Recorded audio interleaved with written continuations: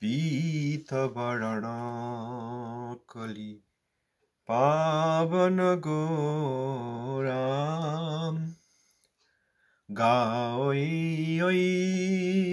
छन भाव विभोरम चित्त दर्पण परी मार्जनकारी कृष्ण कीर्तन जय चित्त बिहारी हेला भवधाम निर्वापन वृत्ति कृष्ण कीर्तन जय क्लेश निवृत्ति श्रेया कुमुद विधु ज्योत्स्ना प्रकाश कृष्ण कीर्तन जय भक्ति विलास विशुद्ध विद्या बुधु जीवन रूप कृष्ण कीर्तन जय सिद्ध स्वरूप आनंद पयनिधि वर्धन कीर्ति आनंद पयनिधि वर्धन कीर्ति कृष्ण कीर्तन जय प्लावन मूर्ति कृष्ण कीर्तन जय प्लावन मूर्ति पदे पदे पीजुष स्वाद प्रदाता कृष्ण कीर्तन जय प्रेम विधाता भक्ति विनोदा सात्मा स्नापन विधान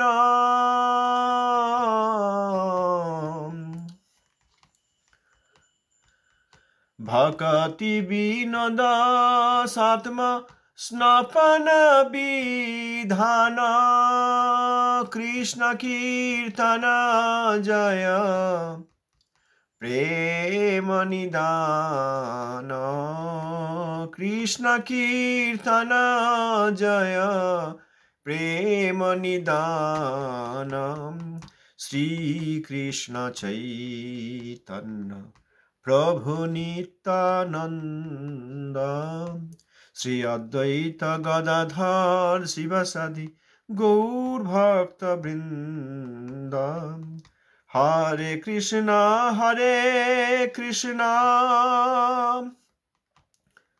कृष्णा कृष्णा हरे हरे हरे राम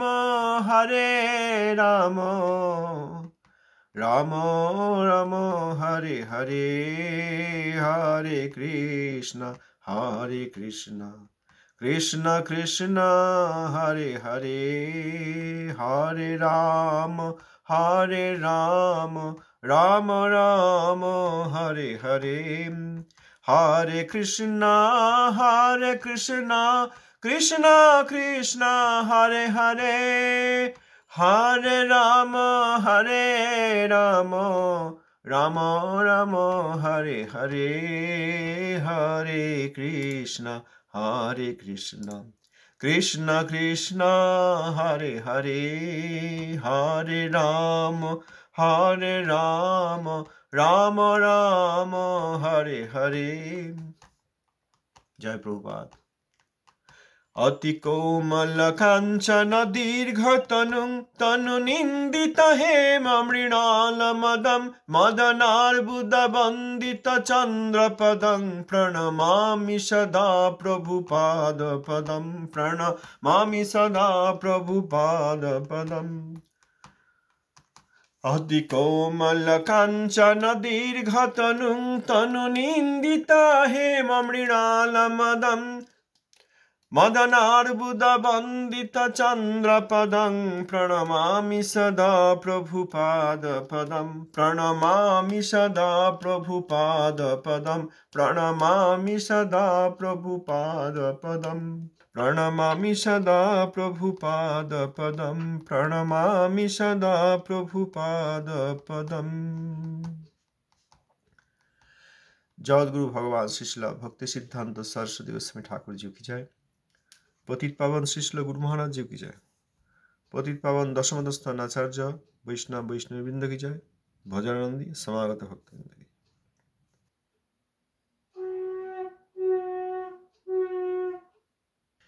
श्रीशैल सच्चिदानंद भक्त ठाकुर महाशय श्री श्री हरिनाम चिंतामणि षष्ठ परिच्छेद गुरुर अवज्ञा।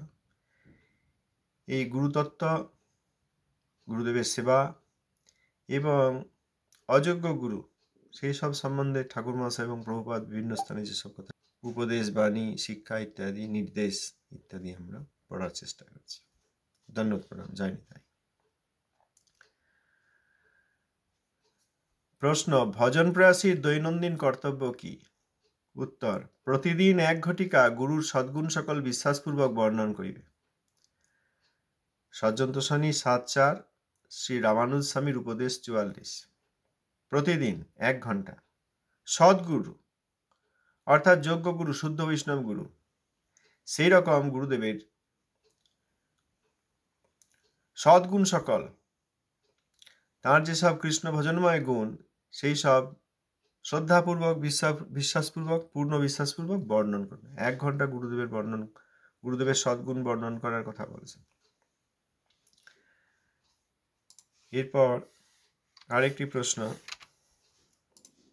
তৃতীয় নামাপরাধ গুরুবজ্ঞার লক্ষণ কি? নামাপরাধ ও শ্রীভক্তি বিনোদ সপ্তপঞ্চাশতম 57 চ্যাপ্টার 57 নামাপরাধ ও শ্রীভক্তি বিনোদ, প্রশ্ন ক্রমাঙ্ক 10। শ্রীমৎ সুন্দরানন্দ প্রভুপাদের গণ তিনি এই প্রশ্ন দিয়েছেন, এখানে প্রশ্ন রেখেছেন, তৃতীয় নামাপরাধ বা গুরুবজ্ঞার লক্ষণ কি? আমরা নামাপরাধ নিয়েই পড়ছি, সুতরাং এটা যোগ রয়েছে সাক্ষাৎ। উত্তর: জৈব ধর্ম 24 অধ্যায় থেকে 24 অধ্যায়। ঠাকুর মহাশয় লিখছেন, নামগুরুর প্রতি এইরূপ অবজ্ঞা করেন যে তিনি নাম শাস্ত্রই অবগত আছেন মাত্র, কিন্তু যাহারা বেদান্ত দর্শন আদি অধিক জানেন তাহারা নাম শাস্ত্র গুরু অপেক্ষা শাস্ত্রার্থ অধিক অবগত, তিনি নামাপরাধী। বস্তুত নাম তত্ত্ববিদ গুরু অপেক্ষা আর উচ্চ গুরু নাই, তাহাকে তদ্রূপ লঘু মনে করিলে নামাপরাধ হইবে। নামগুরু যিনি ভগবান নাম মন্ত্র দীক্ষা দিয়েছেন, তিনি তো এই নামের তত্ত্ব বলেন, অতএব নাম শাস্ত্র তিনি অবগত আছেন, নামের শাস্ত্র, নামের মহিমা অবগত আছেন। তিনি এইটুকুই জানেন, এই নাম নিয়েই সর্বদা বলেন, নাম শাস্ত্র নিয়েই বলেন, নাম শাস্ত্রের বাইরে বিশেষ কিছু তার কথা শুনি নেই। অতএব তিনি এই নাম নিয়ে বলতে পারেন ঠিকই, নাম সম্বন্ধে, নামের তত্ত্ব সম্বন্ধে, নাম অপরাধ সম্বন্ধে ইত্যাদি সব বলেন। তাহলে তিনি নাম শাস্ত্রই এইটুকুই জানেন, এর বেশি আর জানেন না, এইটুকুই অবগত আছেন মাত্র। এখানে ঠাকুর মহাশয় লিখেছেন মাত্র, তিনি নাম শাস্ত্রই অবগত আছেন মাত্র, এইটুকুই জানেন, এই মাত্র, এর বেশি। অবগত, aware, knowledge. He is only aware of নাম তত্ত্ব। অনলি, মাত্র মানে only, he is only aware of নাম তত্ত্ব, তিনি নাম তত্ত্বই জানেন, হি নোজ নাম তত্ত্ব অনলি, আর কিছু জানেন না, এরকম ভাবনা। মাত্র মানে তাই, ওই নাম তত্ত্বই জানেন, এই মাত্র, আর কিছু জানেন না। কিন্তু যারা বেদান্ত দর্শনাদি অধিক জানেন, ঋগ্বেদ থেকে ঋক, সাম, যজু, অথর্ব, বিভিন্ন পুরাণ উপনিষদ থেকে প্রচুর সব উদাহরণ দিয়ে অনেক তত্ত্ব এসব বলতে পারেন, দর্শন জানেন, এই যে তাদের কারো কারো ধারণা যে আর যারা এই বেদান্ত দর্শনাদি জানেন তাঁরা নাম শাস্ত্র গুরু অপেক্ষা শাস্ত্রার্থ অধিক অবগত, তাঁরা আরো বেশি জানেন। এটা অনেকে ভাবেন, এই কথা ঠাকুরমশাই বলছেন যে আমাকে যিনি দীক্ষা দিয়েছেন তিনি নাম মন্ত্র দিয়েছেন, তিনি নাম করতে বলেন, নাম করেন আর হরিনামের মাহাত্ম্য বলেন, এই পর্যন্তই। বেদান্ত দর্শন সব বড় বড় কথা, এত পাণ্ডিত্য এত জ্ঞান তার নেই বেদান্তের দর্শন সম্বন্ধে, the philosophy of Vedanta, the বেদান্তিক philosophy, Vedanta দর্শন তাঁরা অধিক জানেন, অনেক বেশি জানেন। এইরকম যারা ধারণা করেন তাঁরা নামাপরাধী। বেদান্ত দর্শনের সার হচ্ছে ভগবান এবং ভগবান নাম। শ্রুতিগণ ভগবানকে অন্বেষণ করেন। যারা সূক্ষ্ম ধী, ধী মানে বুদ্ধি, সূক্ষ্ম বুদ্ধি যাদের আছে তারা এই ব্রজরাজতনয় কৃষ্ণের অন্বেষণ করে ব্রজরাজতনয়ের বিভিন্ন রসে সেবা করেন। শ্রুতিগণ নিজেরা নিজেদের যে পাণ্ডিত্য আছে, নিজেরা যা বুঝেছেন সারগর্ভ, সেইটা দিয়ে বুঝেছেন যে ব্রজরাজতনয়ের সেবা করা দরকার, এবং ব্রজরাজতনয়ের সেবার মধ্যে ব্রজদেবীদের সেবা সবচেয়ে উচ্চ মানের। ব্রজদেবীগণ কৃষ্ণকে সর্বাপেক্ষা সুখী করতে পারেন, সব প্রকার সেবা তারা করতে পারেন। শান্তের রস তাদের মধ্যে, শান্তের যে নিষ্ঠা তাদের মধ্যে আছে, দাসের যে সেবা তাদের মধ্যে আছে, বিশ্রম্ভ সখ্যের বিশ্রম্ভ তাদের মধ্যে আছে। আবার মা বাবা তাদের যে বাৎসল্য রস, সেই বাৎসল্য রসের লালন পালন, যে সেই লালন পালনের ভাবও ব্রজদেবীদের মধ্যে আছে, এবং তারা এমন কিছু সেবা করতে পারেন যেটা অন্য কোনো রসের ভক্তরা করেন না, সর্বাঙ্গ দিয়ে সেবা। অতএব বেদগণ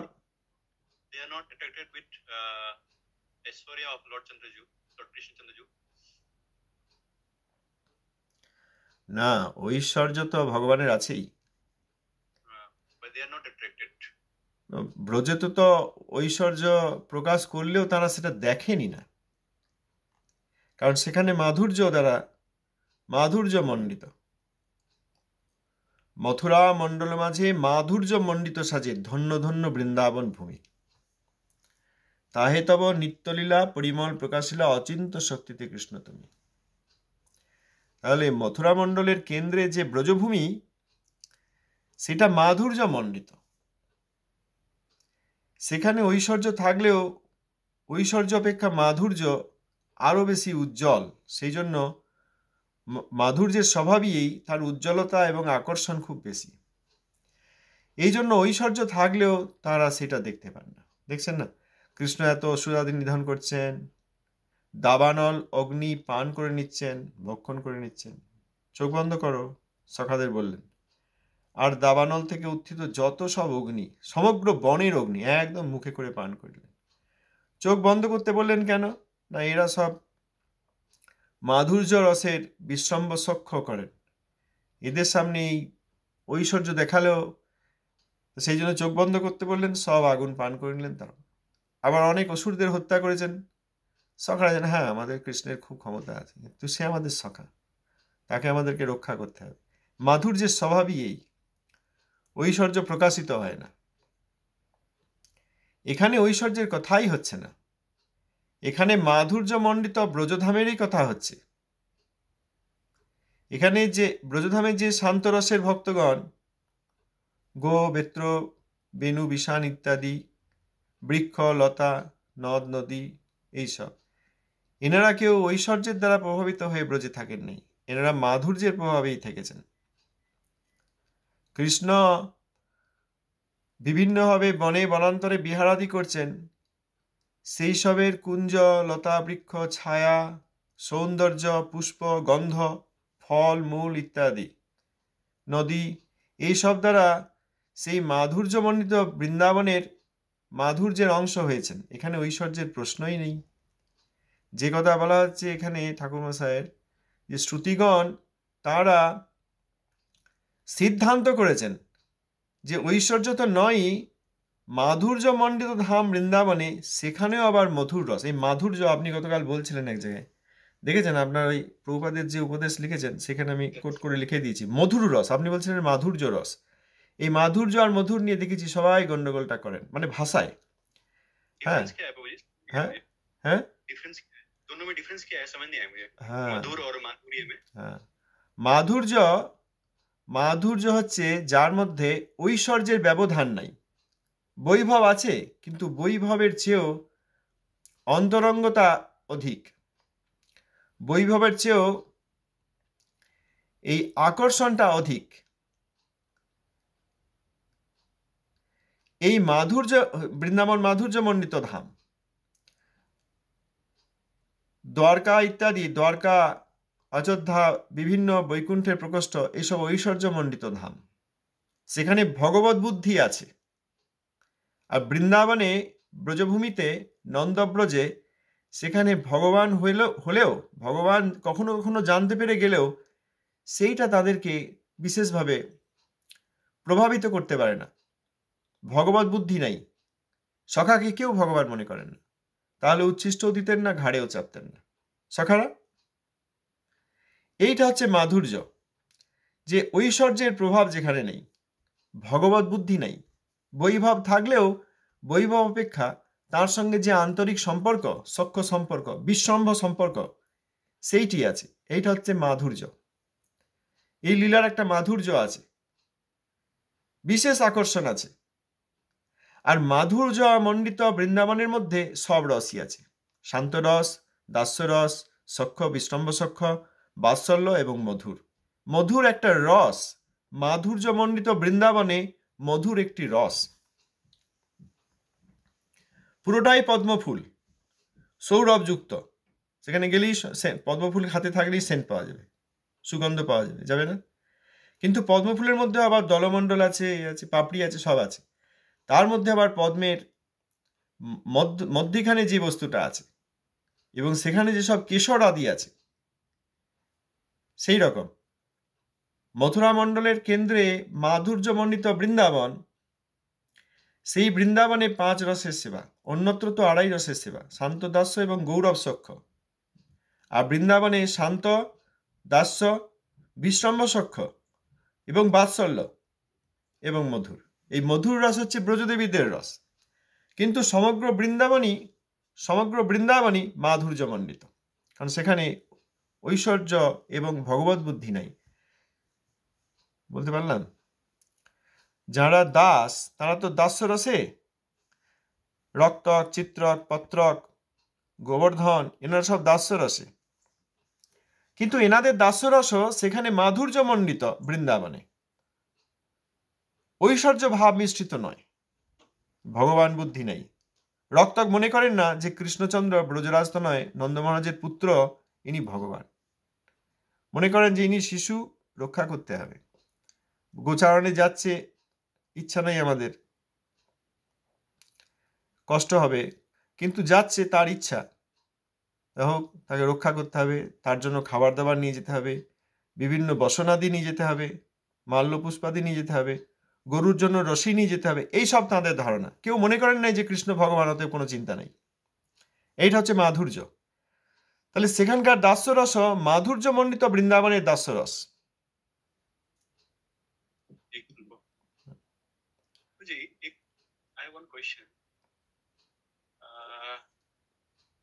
जैसे कोई भक्त हैं जो जैसे शांत रस से अट्रैक्टेड है, तो क्या वो वहां पे वृंदावन धाम में वृक्ष लता ऐसा बनेंगे? হ্যাঁ, বহু বহু জন্ম তপস্যা করে এই মুনিবৃন্দ, এনারা এই বৃন্দাবনের বৃক্ষ, লতা, মণি ইত্যাদি ইত্যাদি রূপে রয়েছেন। তারা সেইটাই চান যে আমি এরকম বৃন্দাবনে গিয়ে বৃক্ষরূপে থাকব, বৃন্দাবনে আমার অবস্থান হোক, বৃন্দাবনে আমার অবস্থান হোক, মাধুর্য মণ্ডিত ভূমি, সেখানে আমার ছায়ায় কৃষ্ণ বিভিন্ন লীলা আদি করবেন, সখাদের সঙ্গে খেলবেন। বৃন্দাবনের অপূর্ব শোভা, আমি যেন সেই শোভার অংশ হতে পারি। এইরকম মুনিবৃন্দ ধ্যান করে, শান্ত রসে ধ্যান করে বৃন্দাবনে স্থান পেয়েছেন। জি जी एंड बहुत सुंदर। वो हमें जो सबसे टॉप मोस्ट रस है वो देना चाहते हैं, হ্যাঁ, জি मधुर। হ্যাঁ হ্যাঁ। এখন আপনার বাড়ির কাছাকাছি বন্ধু বান্ধব বা প্রতিবেশী বা অচেনা লোকও যদি যায়, আপনি কি করবেন? বিশেষ কিছু করবেন না। কিন্তু ধরুন একটা খুব আনন্দের সময় এসছে, সন্তান হয়েছে বা ভালো চাকরি পেয়েছেন বা বড় নতুন ঘর হয়েছে, গৃহপ্রবেশ করছেন, আপনি কি দেখে দেখে লোককে খেতে ডাকবেন যে আমাদের বিরাট উৎসব হয়েছে, আপনাকে আমি চিনি, আসুন? অচেনা লোকের আসুন আসুন, এই যে এখানে খুব উৎসব হচ্ছে, আপনি কৃপা করে এসে আমাদের বাড়িতে একটু প্রসাদ পেয়েছেন, অচেনা লোককেও বলবেন না? এখন প্রাকৃত জগতে যদি সেরকম হয়, এবার চিন্তা করুন স্বয়ংরূপ ভগবান কৃষ্ণচন্দ্র, তিনি যখন তাঁরই প্রিয়তমা শক্তি লাদনী সার শ্রীমতী রাধিকার ভাব নিয়ে বিপ্রলম্বভাবে এসছেন, তখন যে বস্তু ব্রহ্মা শিব আদি সকলে চান, আমরা সেদিন পড়লাম না, যা বৈ শ্রিয়ার্চিতম অজাদিবীর রাপ্ত কামৈর যোগেশ্বরৈরপি যদাত্মনি,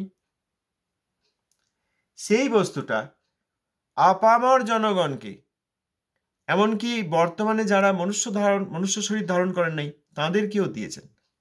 এখন কৃষ্ণচন্দ্র স্বয়ং আসছেন বিপ্রলম্বভাবে বিভাবিত হয়ে, বিপর্যয় হয়েছে, তিনি সম্ভোগ রসের ভগবান।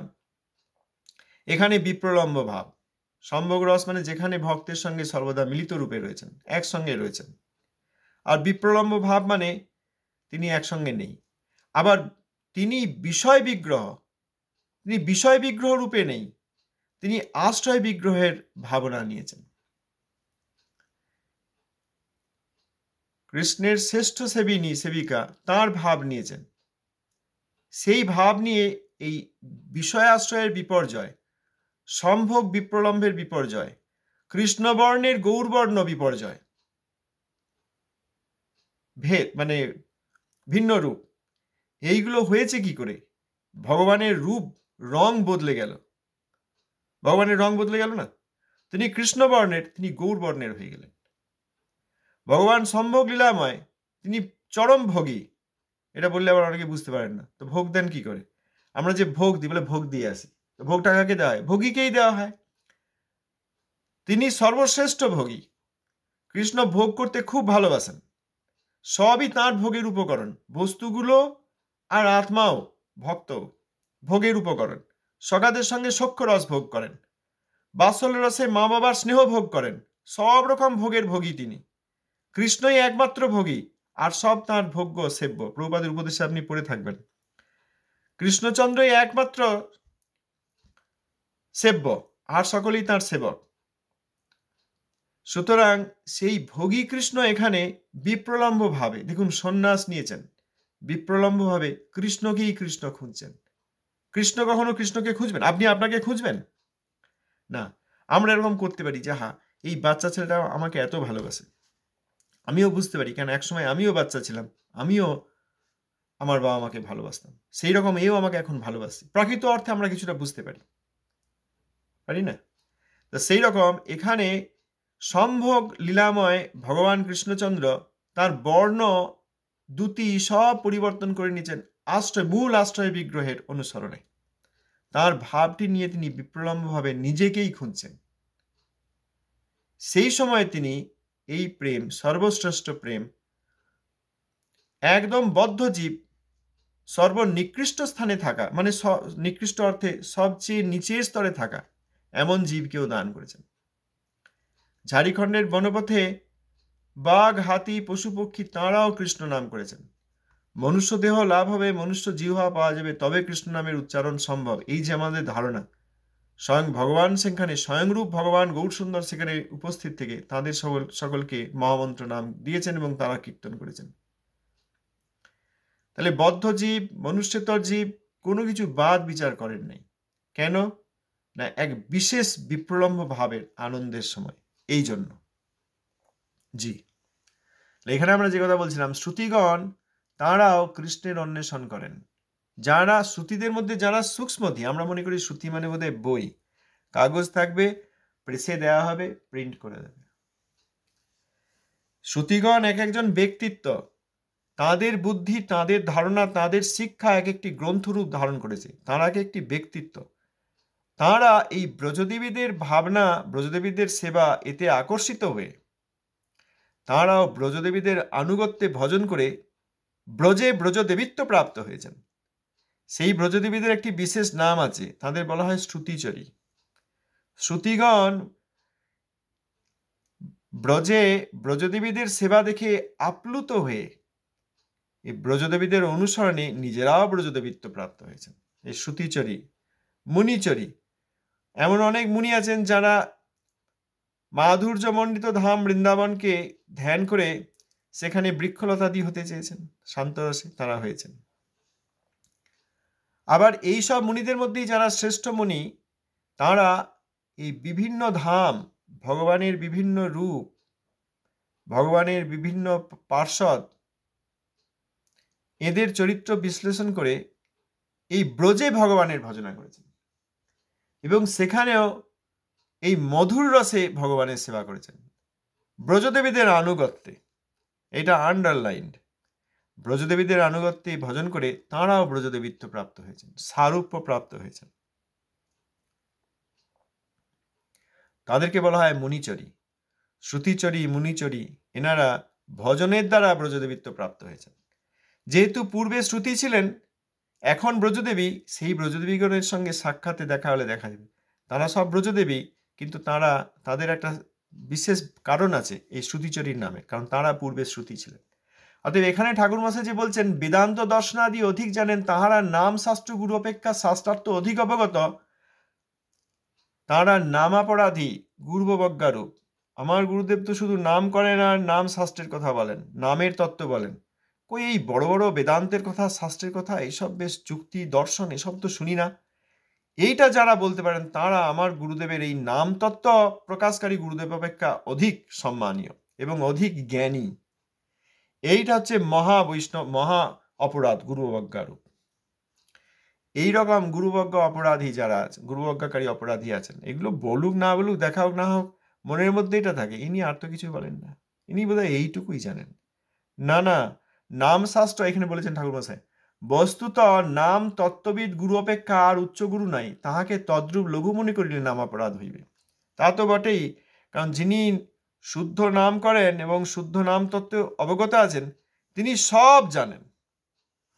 বেদ বেদান্ত, তাদের দর্শন শাস্ত্র, যুক্তি বিযুক্তি, অযুক্তি, বিরুদ্ধ যুক্তি সব জানেন। এই জন্য যখন কেউ তর্কাদি করতে আসে, সেই তার্কিক লোক যা জানেন না, তার্কিক লোকের যে যুক্তি দিয়ে তর্ক করা উচিত কিন্তু তার্কিক বিপক্ষ বলতে পারছে না, তখন এই নাম তত্ত্ববিদ তাদের বিরোধী যুক্তি স্থাপন করেও তাদেরকে খণ্ডন করতে পারেন। দেখেছেন এরকম? আমাদের ছিল বিশ্বনাথ চক্রবর্তী ঠাকুর, আমাদের প্রভুপাদ, এনাদের যদি ভাষ্য গম্ভীরতার সঙ্গে পড়েন কেউ, দেখবেন সেখানে এরকম বলা আছে, যদি এইরকম যুক্তি দেন তাহলেও সেই যুক্তি টেকে না, কারণ এর উত্তর এই। তার মানে কি, যে দুটি পক্ষ আছে, সেখানে এই নামতত্ত্ববিদ গুরু তিনি শুদ্ধ নামতত্ত্বের পক্ষে বলছেন, ভগবান, ভগবানের রূপ, এই সব বেদ বেদান্ত ইত্যাদি, পুরাণ উপনিষদ ইত্যাদি এইসব সম্বন্ধে বলছেন। আর যারা সাধারণ বিপক্ষ বা নামতত্ত্ব অবগত নন, তাদের সঙ্গে তাদেরকে বোঝাতে গিয়ে তাদের প্রশ্ন নেই, তারা প্রশ্ন করতে পারছেন না, তারা আপাত বিরুদ্ধ যুক্তি দিতে পারছেন না, কিন্তু এই নামতত্ত্ব গুরু তিনি তাদের যুক্তিও দিয়ে দেবেন। যদি আপনি এই কথা বলেন তাহলেও সেটা ধোপে টেকে না, সে যুক্তি টেকে না, কারণ এই হচ্ছে বেদান্তের সিদ্ধান্ত।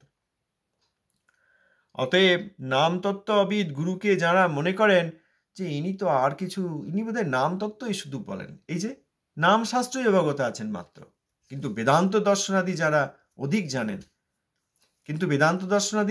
জানেন, তারা এই নাম শাস্ত্র গুরু অপেক্ষা অধিক অবগত, আরো জ্ঞানী। এইটা হচ্ছে গুরুবজ্ঞা।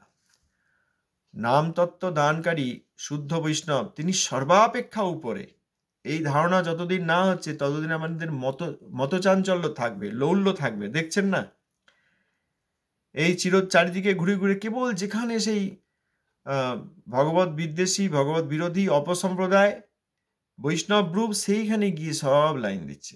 এখানে আমরা যে কথা বারবার বলার এবং শোনার চেষ্টা করছি, যে শুদ্ধ বৈষ্ণবের অন্বেষণ করতে হবে। চারিদিকে এত সব ব্যক্তি দেখা যাচ্ছে বৈষ্ণবের রূপে, কেউ কেউ সত্যিকার সাধনা করছেন, তাদের চরণে ধন্যবাদ। খুব অল্প সংখ্যক তারা ভজনানন্দী, তারা অবশ্যই রেয়ারেস্ট এবং রেয়ার, বিরল থেকে বিরলতম। আর বেশিরভাগ লোক সেই সব বেশ ধারণ করে অর্থ, প্রতিষ্ঠা ইত্যাদি সব অর্জন করছে। তাদেরকে নিরাশ করা হয়েছে, তার মানে এই নয় যে ভক্তি বিনোদ ধারায় শুদ্ধ ভক্ত নেই। শুদ্ধ ভক্ত থাকলে বিশেষ করে এই শ্রী ভক্তি বিনোদ ধারাতেই আছেন, প্রভুপাদের ধারাতেই আছেন। আমরা যে কথা বলার চেষ্টা করছি সেইটা দেখে আবার অন্য জায়গায় খুঁজতে যাওয়াটা, এটাকে বলে লৌল্য বা মতচাঞ্চল্য। আমাদের যার হৃদয়ে আছে তিনি নিশ্চয়ই এই কথা বুঝতে পারবেন। এই মতচাঞ্চল্য দিয়ে কখনো নামতত্ত্ব, নামশাস্ত্রবিদ, শুদ্ধ বৈষ্ণব গুরু প্রাপ্ত হওয়া যায় না। আজ প্রায় সময় এসছে, এই পর্যন্ত থাক। তাহলে ঠাকুর মশাই বললেন, বস্তুত নামতত্ত্ববিদ গুরু অপেক্ষা আর উচ্চ গুরু নাই, তাহাকে তদ্রূপ লঘু মনে করিলে নামাপরাধ হইবে। নাম সর্বাপেক্ষা উপরে। এই নাম যিনি গ্রহণ করেন, শুদ্ধ নাম গ্রহণ করেন, তিনি শুদ্ধ বৈষ্ণব, সবার উপরে। বেদজ্ঞ ব্রাহ্মণ অপেক্ষা উপরে, উদাসীন লিঙ্গ বৈরাগী অপেক্ষা অনেক উপরে, যোগী অপেক্ষা উপরে, তপস্বী অপেক্ষা উপরে, ম্যাজিশিয়ান অপেক্ষা উপরে, সবার উপরে। এই স্পষ্ট ধারণা নিয়ে যিনি শুদ্ধ নাম করতে পারবেন, সেই নাম তত্ত্ববিদকে সর্বাপেক্ষা উপরে এটা জানতে পারবেন, একমাত্র তারই হরিভজন সম্ভব। সেই ভগবানের নাম নামই অভিন্ন, অতএব তিনি নামরূপী নামিকেই প্রাপ্ত হয়েছেন, তিনি আর অন্য কথা বলবেন কেন? বেদান্ত দর্শনের অনেক যুক্তি তর্ক, অনেক যুক্তি বিযুক্তি সিদ্ধান্ত করে তবে ভগবানকে জানা যায়। আবার ভগবানের ঐশ্বর্য, বৈভব এইসব কেউ কেউ জানতে পারেন, কেউ কেউ, খুব অল্প সংখ্যক। তাদের মধ্যে ভগবানের মাধুর্য দ্বারা আকর্ষিত হবেন এরকম ব্যক্তির, এরকম শহীদ ব্যক্তির, ভজনানন্দীর সংখ্যা অতি অল্প। তাদেরকেই খুঁজতে হবে, ভক্তি বিনোদ ধারাতে শুদ্ধ বৈষ্ণব অন্বেষণ করতে হবে। वेदांत क्या है प्रभु जी? বেদান্ত বেদের যেসব সিদ্ধান্ত, সেইগুলি উপনিষদ পড়লে ভালো করে বোঝা যায়। এমনি বেদ পড়ে সহজে কেউ বুঝতে পারবেন না, মহাপণ্ডিত ব্যক্তিও বুঝতে পারবেন না। এই জন্য শ্রী ব্যাসদেব এই পুরাণ, উপনিষদ ইত্যাদির সংকলন করেছেন। The gist of Vedas is called Vedanta. Ved Anta. Ved Anta. Sandhi. Anta means end. End of Vedas. The conclusion of the Ved. যাত্রা, মনে করুন আপনি দিল্লি যাচ্ছেন, রাস্তায় বাসে উঠলেন, ট্রেনে উঠলেন, যা করলেন দিয়ে দিল্লি পৌঁছালেন। তা আপনার যাত্রার অন্ত কি হলো? দিল্লি। মানে যাত্রার উদ্দেশ্য কি? দিল্লি। যাত্রার ফল কি? না, আপনি দিল্লি পৌঁছে গেলেন। বেদের ফল কি? বেদের শিক্ষার ফল যিনি পেয়েছেন, তিনি বেদের অন্ত পেয়েছেন, অর্থাৎ সিদ্ধান্ত পেয়েছেন। সেটা হচ্ছে বেদান্ত। এই Vedanta generally are the Upanishad.